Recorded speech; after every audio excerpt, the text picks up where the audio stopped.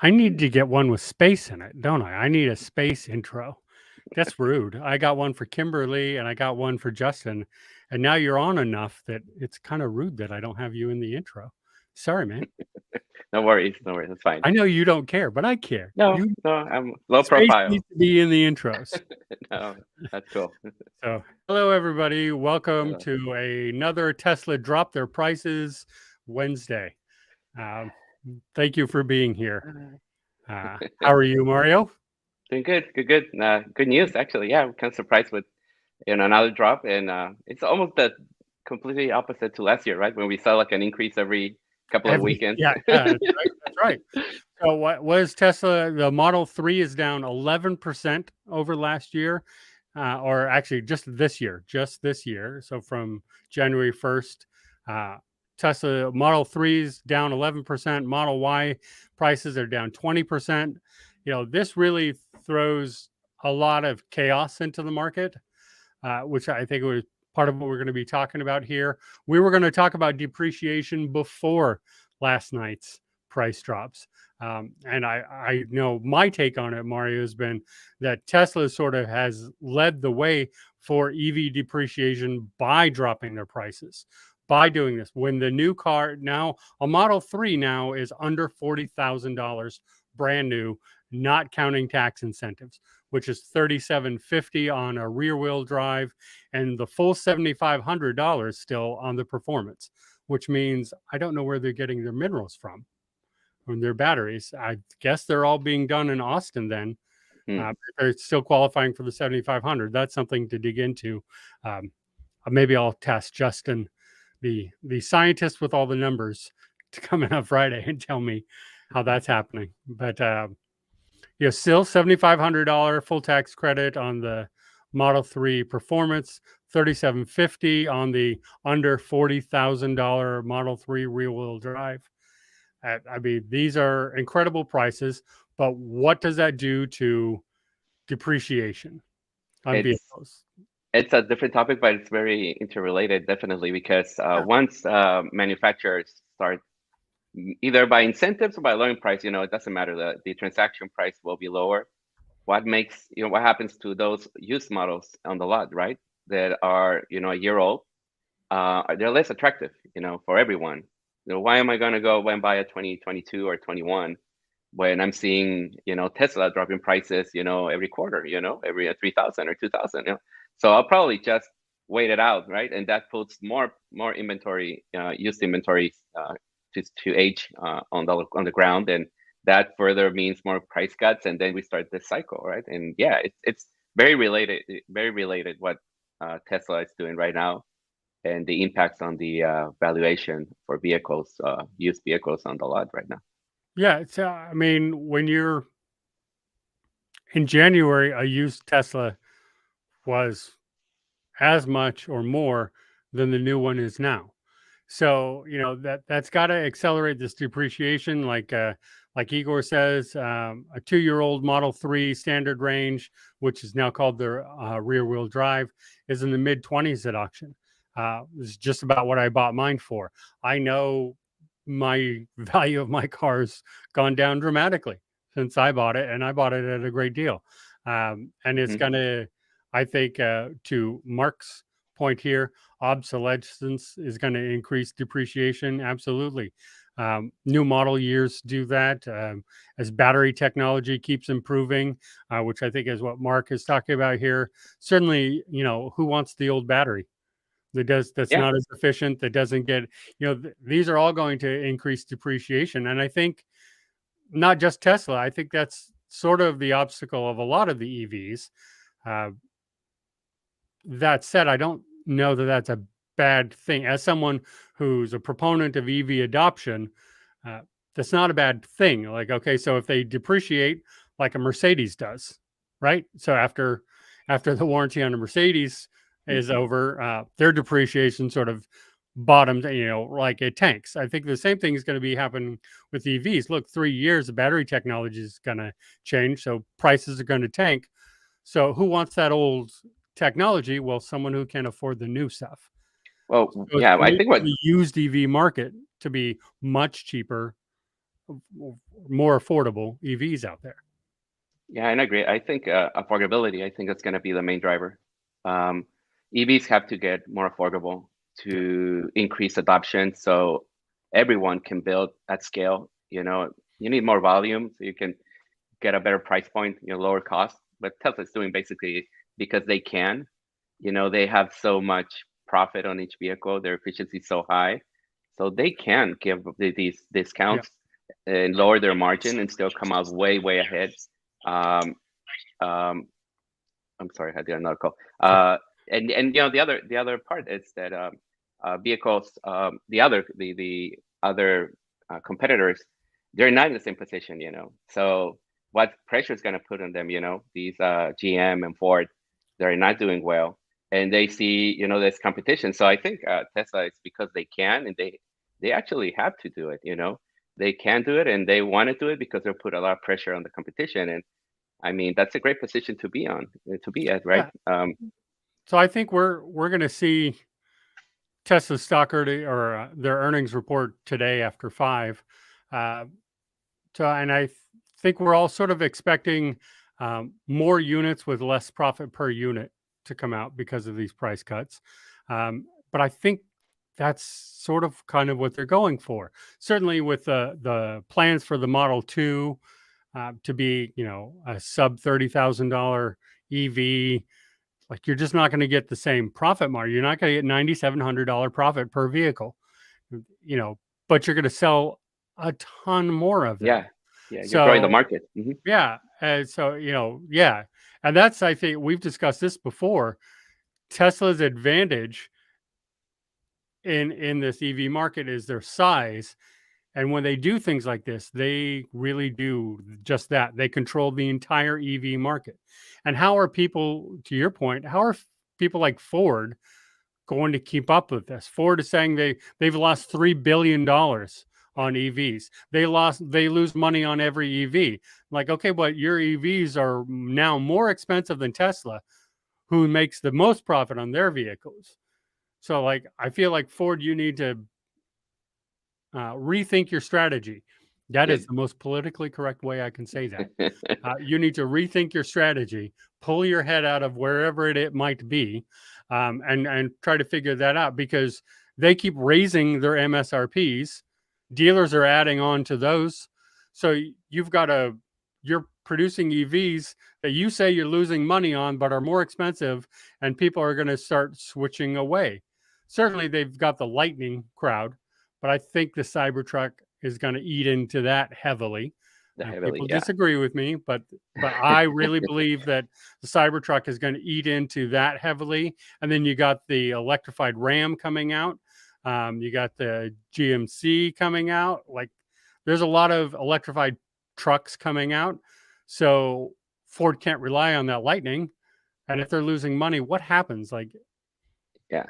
I mean, what happened in January is that they did what they had in hand is pass through the EV rebate, right? For a lot of models that they weren't even passing it through. They were keeping it when they weren't giving, and when leasing, for example, in leasing, they just kept it. And then, Tesla started lowering prices. So they say, oh, no, we're going to pass it through. So we incentivize leasing, or people that were leasing and then did early buyouts, right? We saw this with the ID4. We saw it with a lot of vehicles that people were taking advantage of the $7,500 rebate. So they were leasing yep, it and just buying it out like in the first month that they got the bill, right? yep, And that's like the first thing that they could do. Oh, let's throw like Hyundai, the Ioniq 5, for example. They didn't they kept it. Was why it's such a bad lease deal for since the beginning, since when it came out. Now they started giving out, Audi, the e-tron, all those vehicles. They started giving the money, up front and making it more competitive, more attractive. mm-hmm. But now that changes. So you need to do more. Like Ford and GM and all those automakers, they need to do way more. Either they go all in, and that's gonna be like it's gonna hurt a lot because you don't want to also lose out on your ICE production, on your ICE sales, right? Your vehicles, your normal F-150s and your normal gas engine sales. So I guess that they're in a really tough position. You can go back, to ICE, but also you don't want to go too fast into EVs because there's no demand there really, like sufficient demand. You're not at a price point where you're sufficiently attractive. Yeah. Man, that's really difficult. I think that that's gonna, they're not talking about it, but that's gonna put a lot of pressure on their system, right? Their future forecast.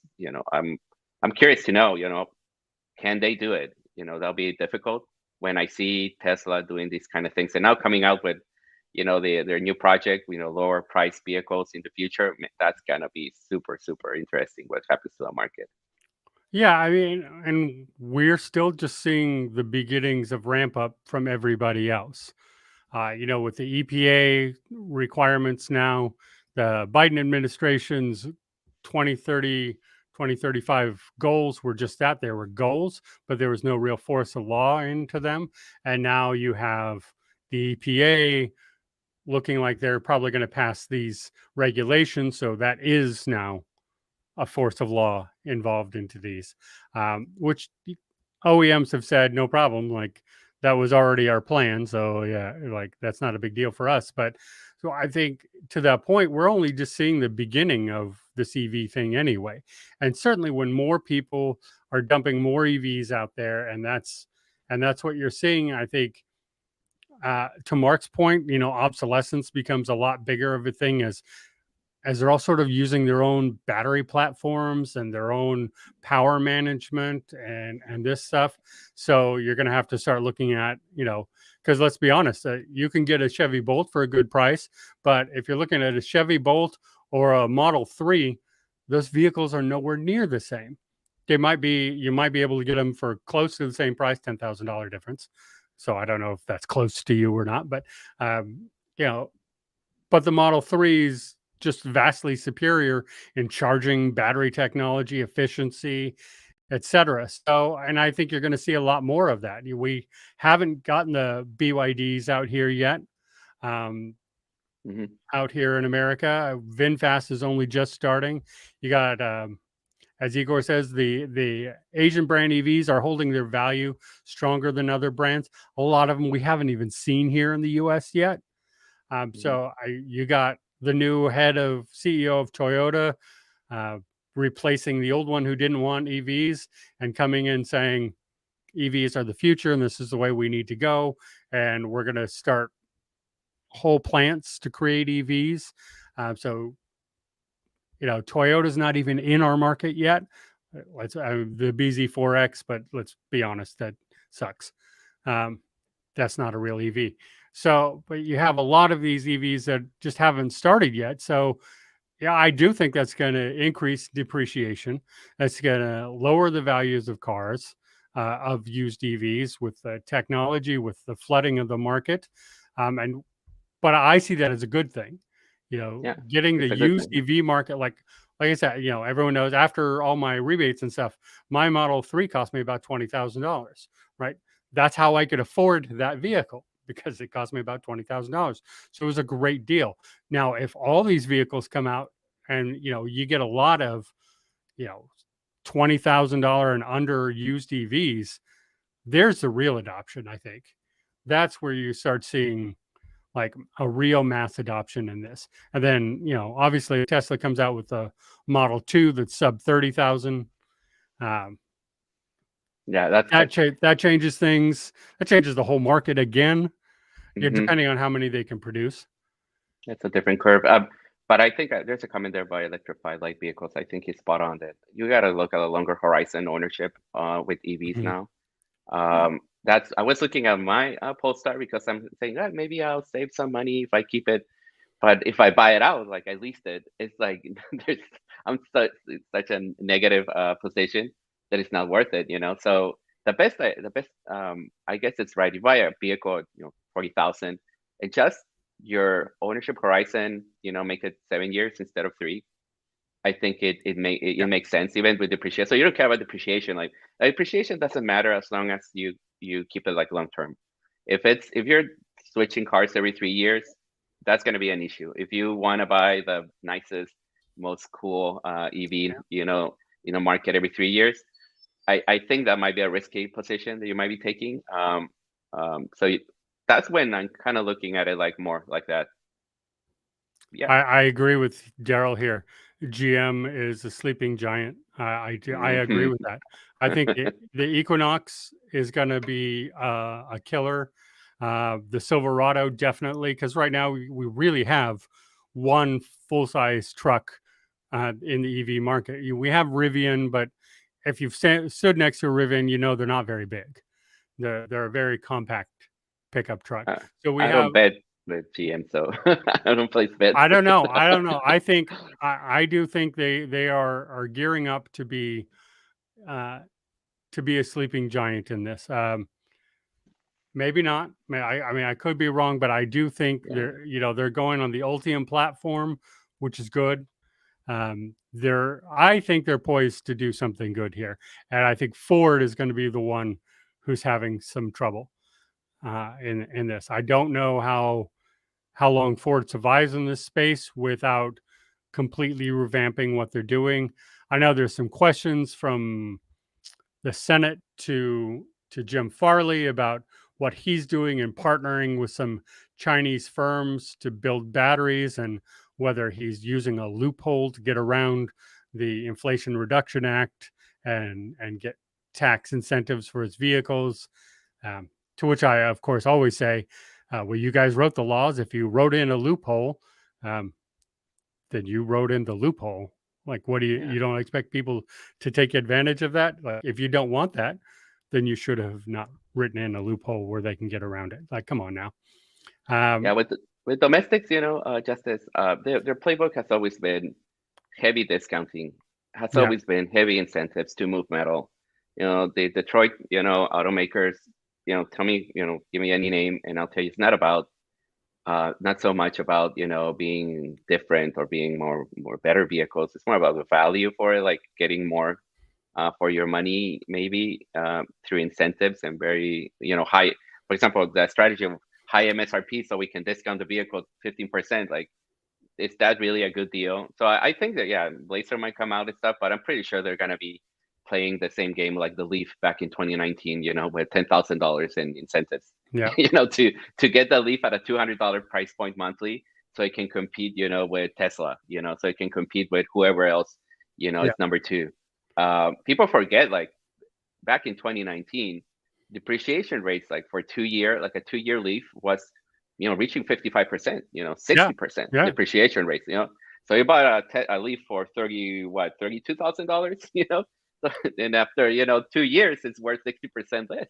yeah, And that's how fast cars, with leading technology, with, high incentives, um, they depreciate super fast. And I think that maybe coming back, to those type of levels, because technology is moving really high, and vehicles need to come down so fast in prices. They either have government incentives, or we're going to have a government and OEM incentives, so they can compete. So there's greater adoption, so they can produce more and be at a better scale. But that's going to bring used vehicles, the depreciation for used vehicles, that's going super down. So smart people yeah, should basically just hold to those cars, even if yeah, it might be that your Tesla from 2023 only gives you, 200, a little bit more miles, and the new one gives you 400. Well, maybe you don't need 400.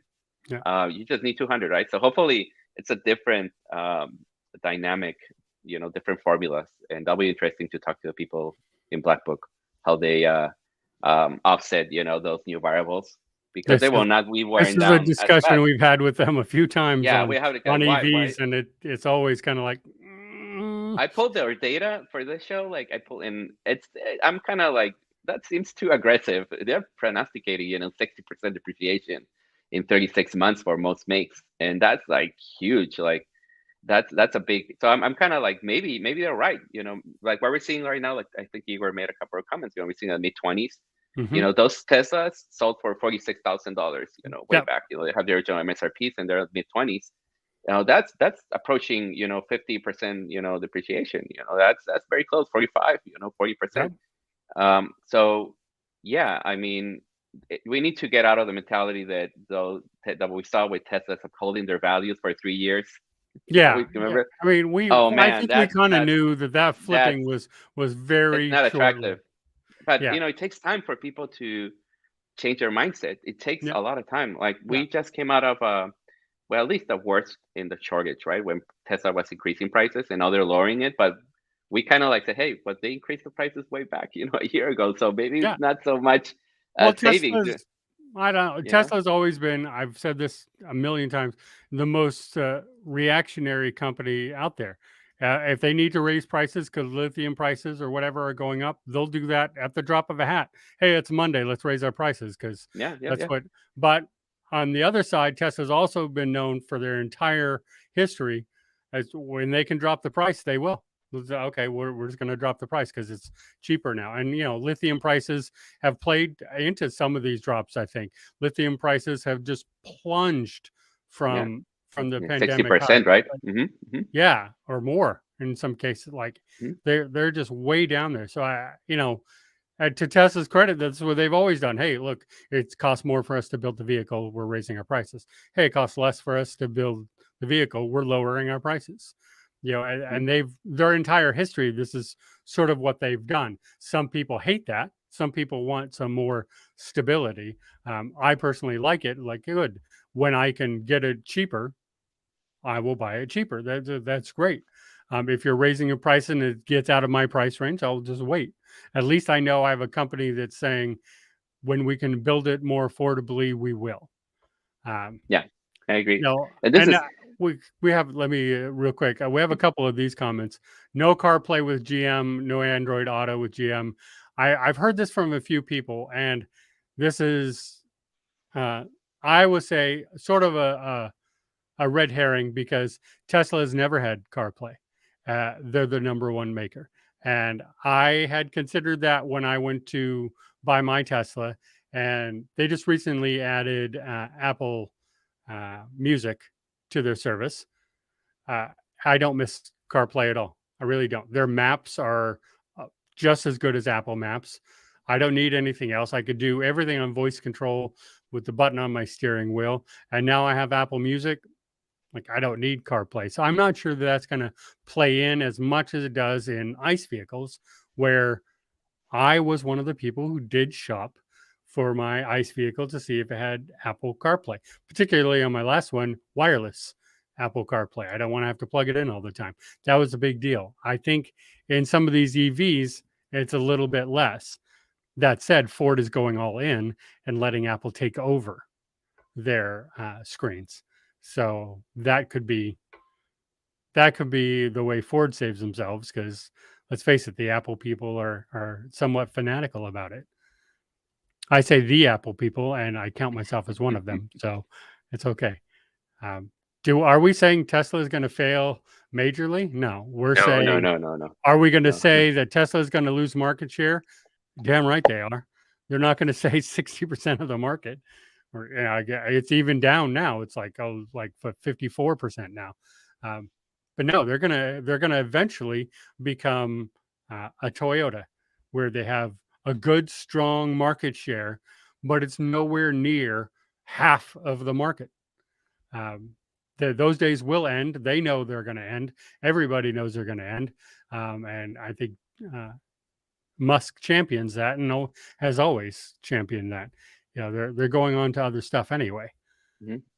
It's Um, bad for your pocket. If you own a Tesla, it's bad for you. But it's what they're doing is they're moving the market more into the adoption, more into yeah, increasing adoption for EVs, and that's, I think, they're playing the long game, and that's very smart. They're not necessarily right now looking into their project profit margins like so much into that, like looking more into increasing their market share, increasing the whole market, and I think they're gonna come out way ahead than everyone else. Yeah.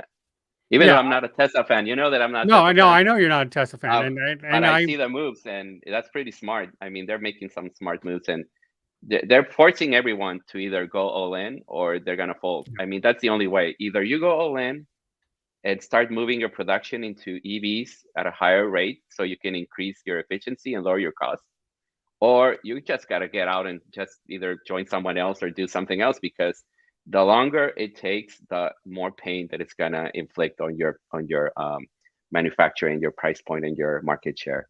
And I yeah, think that's what that Tesla is looking at, like, hey, we're in a position where we can force these players, we're going to force them because we yeah. can, and it's smart, and we're gonna lower the price, and we're gonna be leaders, and we're gonna set the new bottom. We're gonna set it. We're gonna start compete with this, even if we don't have CarPlay.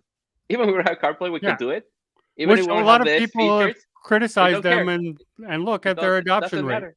It doesn't matter. I No, mean, because at the end, it's 39,000, and I'm like, am I Yep. gonna buy a GM at 47 or gonna buy a Tesla at 39? I'm gonna buy a Tesla, and that's gonna reset everything. And I think it's really smart. And I think that it's not because they're smart, because they can do it. And I think that's the good Well, thing. yeah. Well, They're not they've short been term people. no, they've You know. been smart and long-term thinking pretty much their entire existence. They've seen this happening. They've been extremely strategic with what they do. And now, with Giga Mexico, I think is going to change just the market entirely. The Model 2 coming out, and Giga Mexico, I don't know if you know, is not that far from Austin and is one rail line away. They can go straight there, and they're starting their lithium mining and their battery productions out there too, so they can rail those back and forth. They have got a very long-term view, and every time someone thinks that they're catching up, Tesla goes, "Oh, by the way, we're doing this thing over here." One step ahead. Yeah. To my knowledge, Tesla is the only OEM working on mining their own minerals, making their own battery packs. Everyone else partners with someone to make their batteries, which Tesla did too. But now they're like, we're moving beyond that. We're going to make our own, which cuts the cost down dramatically too. Like these are long-term thinking that everyone needs to get behind, and everyone needs to sort of look at, Hmm. if they want to stay alive in this market. Again, I've said this before, but you need to look at Toyota. Do not count Toyota out. They're actually, Toyota is losing most of their customers to Tesla, according to Toyota themselves. Toyota and Honda car buyers are Tesla car buyers. They're losing a lot of that, and they've said that several times in their market analysis that they're losing them to Tesla buyers. I would never count Tesla or Toyota out, though. They're one of the smartest companies out there, and I see them pivoting just as well as Tesla. They have a long-term view. This is a changing market, as you said, Mario. Like this is, I know you. If people don't know, Mario's not the biggest EV fan in the world. No. Um, no, he likes his gas engines. He likes his Yeah. rumbles and roars and Like all that me goes. V8s. Yeah, he loves all that. Uh, but you see the writing on the wall. Yeah. I So mean, that's a if I were different gonna thing. buy one, yeah, I have friends telling me, hey, should I buy? I'm like, just look at it as you're not gonna be switching in 3 years. Like, don't think that you're gonna be like friends. You've seen with other friends, other acquaintances, that they were able to trade and get out and get a new one. Very similar. Like, this just got mass adoption. It's gonna be changing everything, and so you gotta look at it like either a long term hold. You're gonna hold it for long term, or just be into the cycle of leasing. Maybe I got into leasing. It makes sense. Like for me, I leased a Polestar, and I'm gonna be like in a year. I'm probably gonna be out. That'll be perfect, because I'll be right in the middle when I'll probably get something way better for way half the price. Yeah, This Polestar MSRP is for over $60,000, right? Now with Tesla comes out for a nicer vehicle for 40 or 35, I won't be buying a $65,000 Polestar, yeah. again, so But that makes sense. would you lease a Tesla? Yeah, and here's a good question. I wanted to talk about that. So I do see, leasing being a huge driver in the future. I don't know why Tesla is blocking it. I know because Yeah, back yeah, yeah. last year people But were making money. you People were making wouldn't money last you year. wouldn't lease a Tesla now, though, right? No, I mean, Just because of their actually, lease terms. Tesla leasing it isn't so bad. Like it's not so bad if you look at it. Like, hey, 300, and I put 4,500 up front or whatever. Effective 400. It isn't so bad considering the depreciation that I'm seeing. I Into guess three you're right. years, Yeah, right? So if because you see depreciation as a cost, because it is actual material, expense you're gonna consider. They're not so bad leasing it. I don't see it as a bad strategy. But what I do see is GM and Ford and those guys that cut off leasing because back a year ago, people were flipping cars, buying them, Mach-E's, buying them and then flipping them. I think they will come back to the leasing table. Leasing has always facilitated greater adoption at a lower price point because of the low price point. So I think that's going to be a big formula for them to move cars. That Blazer might be leased instead of purchased. When you see either a low price with good incentives, a little bit incentives, even with high interest rates, it doesn't matter. Like Leafs back in 2019 had like a money factor of 4 or 5%. It didn't matter because you got $10,000 of discounts and 14% off MSRP. So I think you could have the Blazer under 200 or 250 if you have the right combination, right? And lease it. Would that work? I think so. And I think that would also feed the used market a little bit better. That would get balanced. Resale values get more balanced, might get into a better cycle. So I think leasing might come back in the next foreseeable future. Not so long. My only issue with Tesla's leasing is that you can't buy them out. You never get any equity. I don't know why. To your point, with depreciation being what it is right now, maybe you wouldn't have any equity anyway, and it doesn't matter. It doesn't matter exactly. Like I see people like leasing them. It's okay. I mean, it's not like other vehicles where you lease, and like an Ioniq, for example, like an Ioniq in 2022, some people were leasing it, and like without the incentive and without anything, $50,000 vehicle, and basically you were paying like 80% of the car in 3 years. That doesn't make sense. But now with the Tesla, the Model 3, the lease program isn't bad, Justice. They are incentivizing. They're buying out a little bit of the rate. And even though you cannot buy it out, buy it like in or 3 trade years, it or anything, or trade it or whatever, that's fine. I mean, but you probably you're won't right have with anybody depreciation. It's not as no. It was worse in January when there was still some flipping of Teslas going on, and there was still some appreciation. But you're right, like those people who leased then. People who leased in January in 3 years are going to be very happy that they leased, because the depreciation hit on that is going to be so high that they just got a better deal leasing it.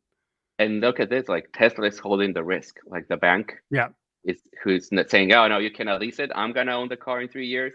So we go and sell that to, secondary market, and you bring it to auction.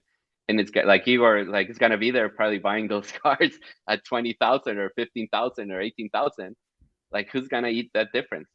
I mean, it's risk, and I think they're gonna hedge that risk by opening it up again, soon. Yeah. So we have a comment here. I have a 10-year-old ICE car that works great still. I want to switch to EV, but it sounds like I should wait a year or two. It depends. Like if you can get a good deal now, maybe now would be good. But I think a year or two, you're definitely going to see an awful lot more competition out there, and you're going to see, which should bring more incentives, more discounts, more negotiability. Right now, I think you agree with me, Space, that when we talk to members about EVs, like, I don't really expect you to get a discount. Maybe a little bit on Ioniq 5s now. Maybe. Yeah, Ioniq 5s, yeah. But for the most part, EVs, you're not really going to get a discount at this time, like you can on non-EVs. Hybrids and EVs are harder to get discounts on.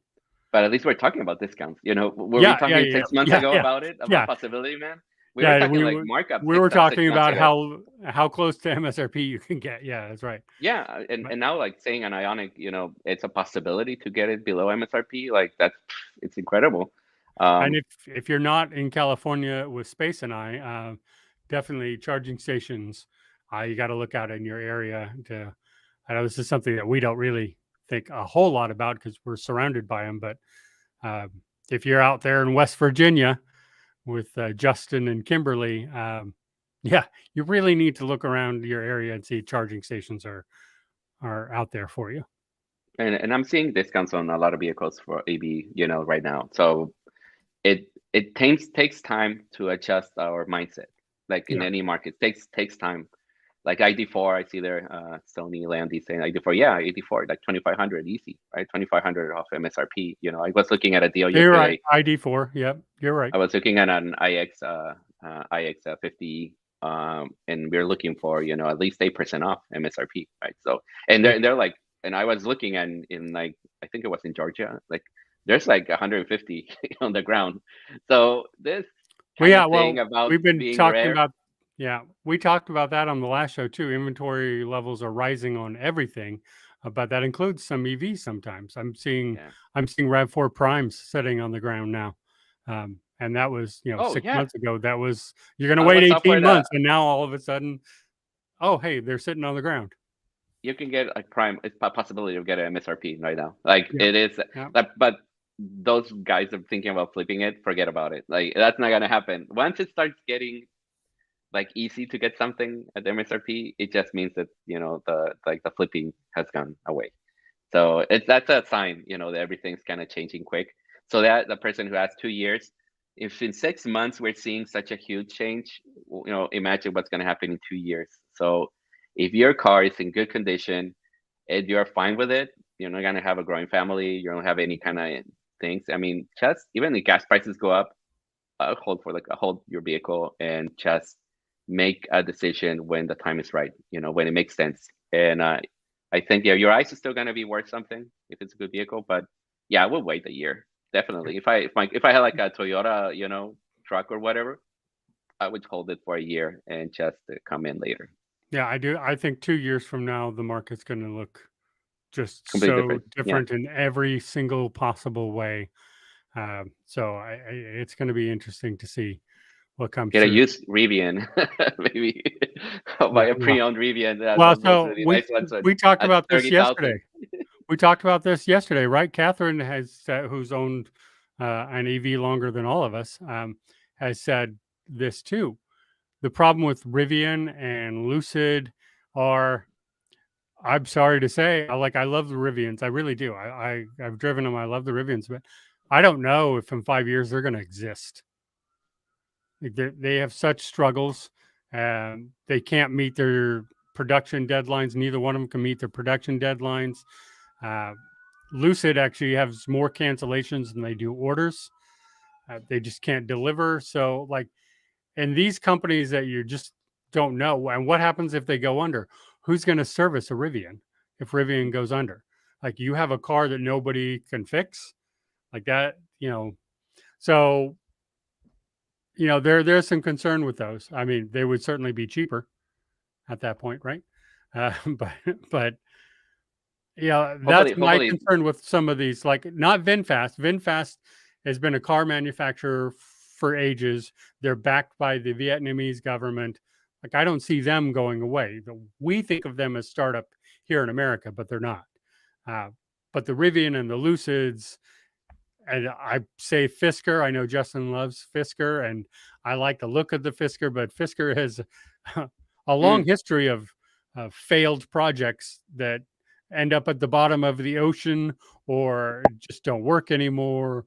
And like the Fisker Karma, that lasted for like 5 minutes. Like so, like even it's then, I'm beautiful. like, yeah, it was a beautiful car.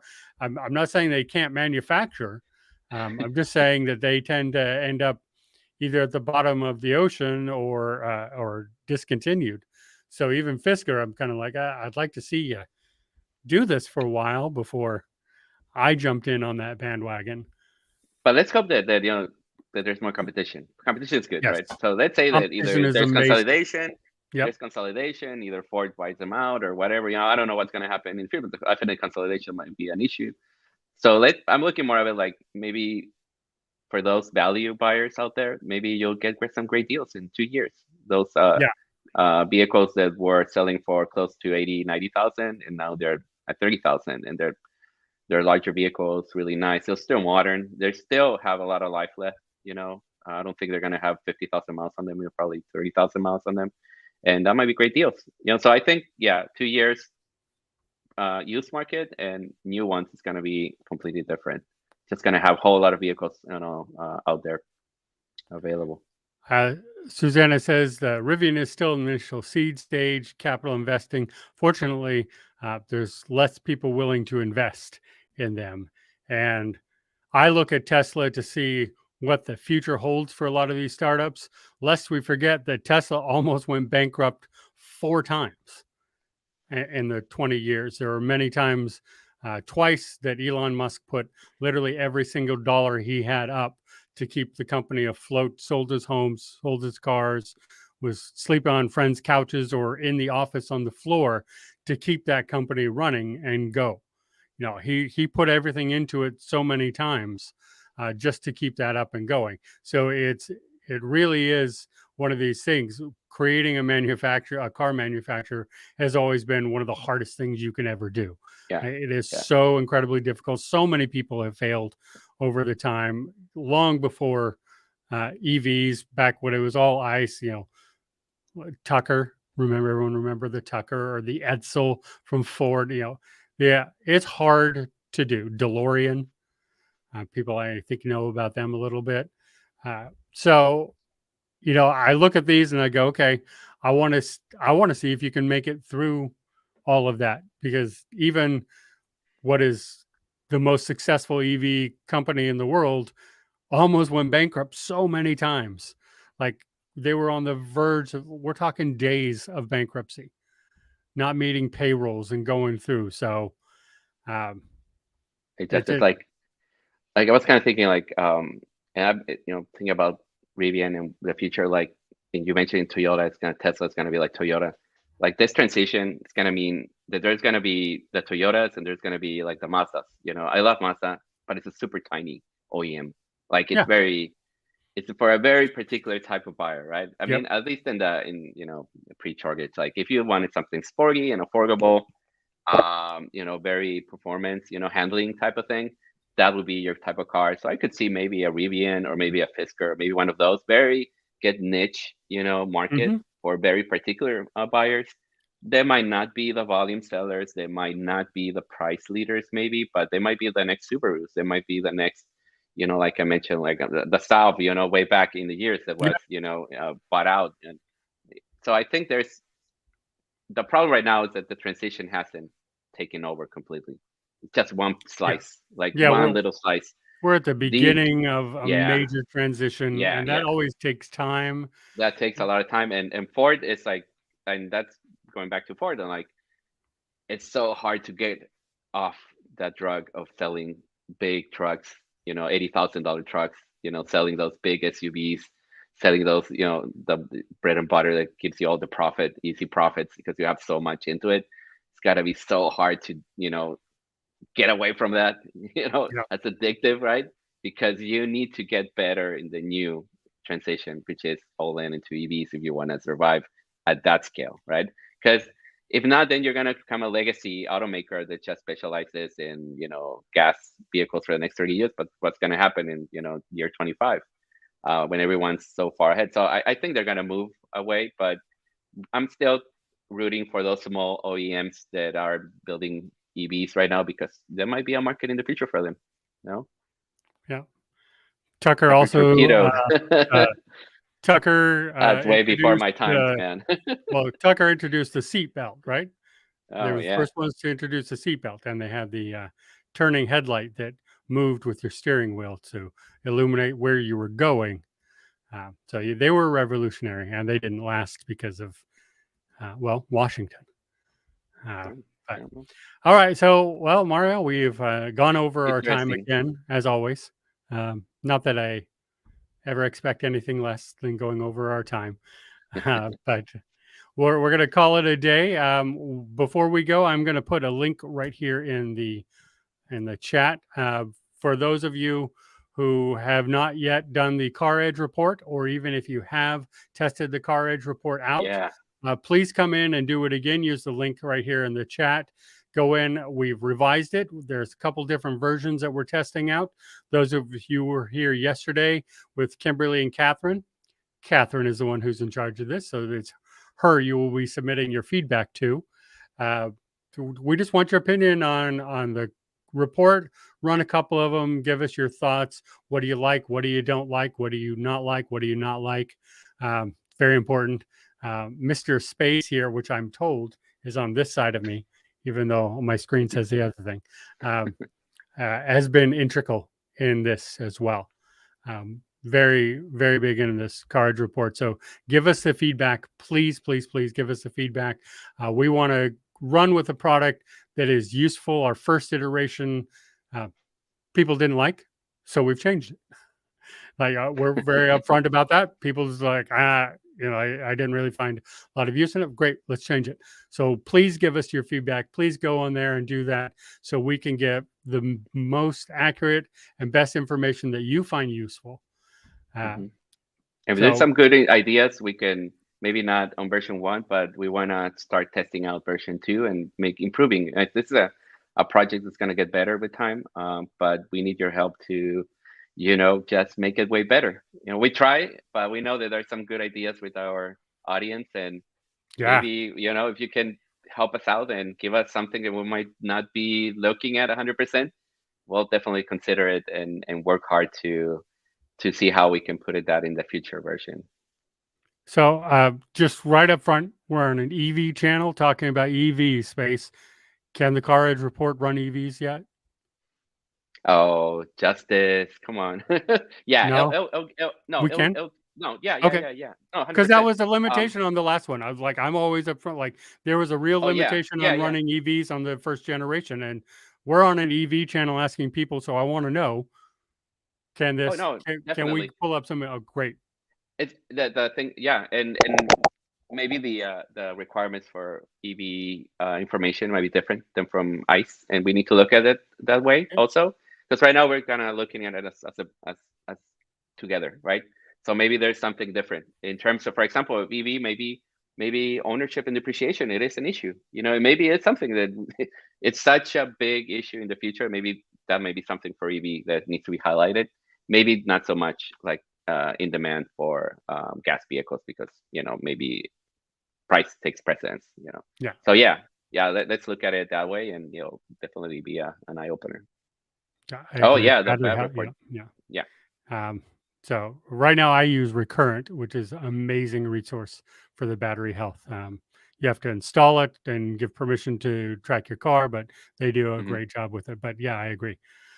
So thank you very much. Thank you for being here, Mario. Appreciate it. I agree. Yeah. Have Mario on the show more often. I mean, Igor is your number one fan, but I agree anyway.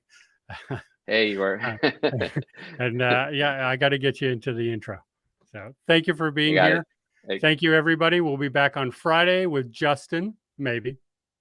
Anyone who was here last Friday knows. Now we don't know, but he'll probably be here. He's going to be mortified I said that. Justin will be here on Friday with all the news you can use in the EV world. So thanks for tuning in. We'll see you then.